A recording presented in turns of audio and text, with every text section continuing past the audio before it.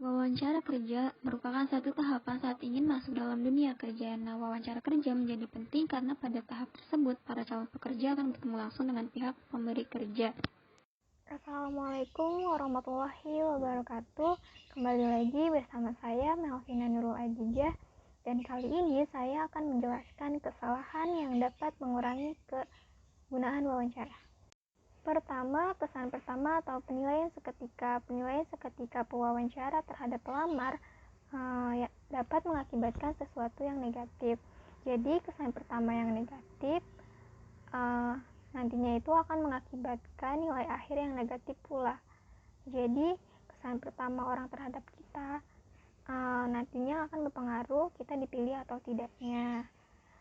Contohnya itu pewawancara melihat kesan pertama kita itu dari ganteng atau cantiknya, dari putih atau tidaknya, sopan atau tidaknya, dan lain-lain.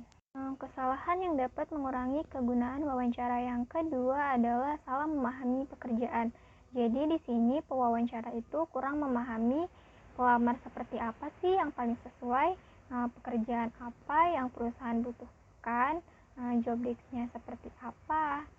Jadi saat menilai si pewawancara itu menggunakan stereotip yang negatif.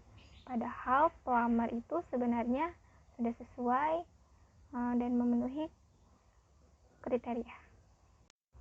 Kesalahan yang dapat mengurangi kegunaan wawancara ketiga adalah perilaku nonverbal dan manajemen impresi.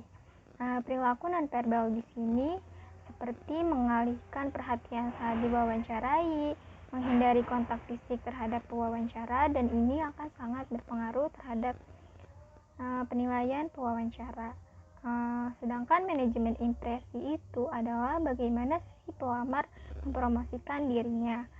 Ketika pelamar menyadari kalau manajemen impresi itu tentang mempromosikan dirinya, dan mereka dapat mempromosikan dirinya dengan baik, maka itu akan menjadi sebuah keuntungan.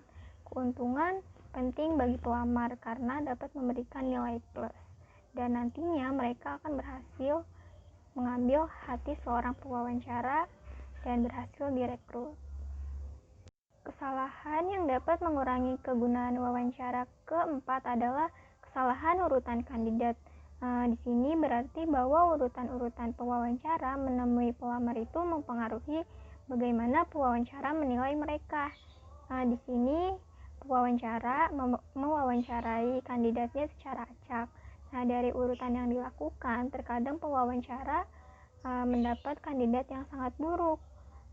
Kemudian setelahnya bisa jadi pewawancara tersebut merasa pelamar setelahnya itu sangat baik daripada sebelumnya, walaupun pada kenyataannya sama saja.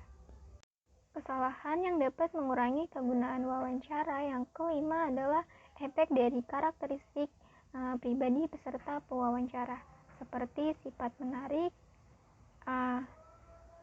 jenis kelamin, maupun ras. Di dunia ini memang penuh keragaman dan perbedaan itu sudah sangat lumrah, tetapi jangan sampai si pewawancara itu membiarkan sifat menarik dan jenis kelamin itu memainkan peran penting dalam pengambilan penilaian saat wawancara berlangsung.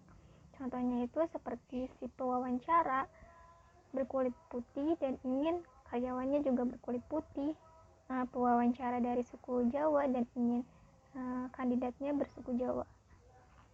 Dan yang terakhir adalah perilaku pewawancara. Perilaku pewawancara juga mempengaruhi kinerja dan nilai hasil dari peserta wawancara. Nah, ada dua sisi. Sisi yang pertama itu pewawancara lebih mendominasi wawancaranya. Jadi pewawancara lebih banyak bertanya dan tidak memberikan kesempatan pelamar untuk menjawab, atau pelamar di sini memiliki keterbatasan untuk menjawab. Nah, di sisi lain pewawancara juga bisa lebih diam. Di sini pelamar akan lebih mendominasi wawancara. Nah, saat seperti itu pelamar akan banyak menjelaskan tentang dirinya, dan itu akan menjadi kesan yang buruk. Otomatis akan berpengaruh terhadap nilai si pelamar tersebut. Jadi Dan sekian dari saya. Jangan lupa untuk tetap sehat dan tetap semangat. Wassalamualaikum warahmatullahi wabarakatuh.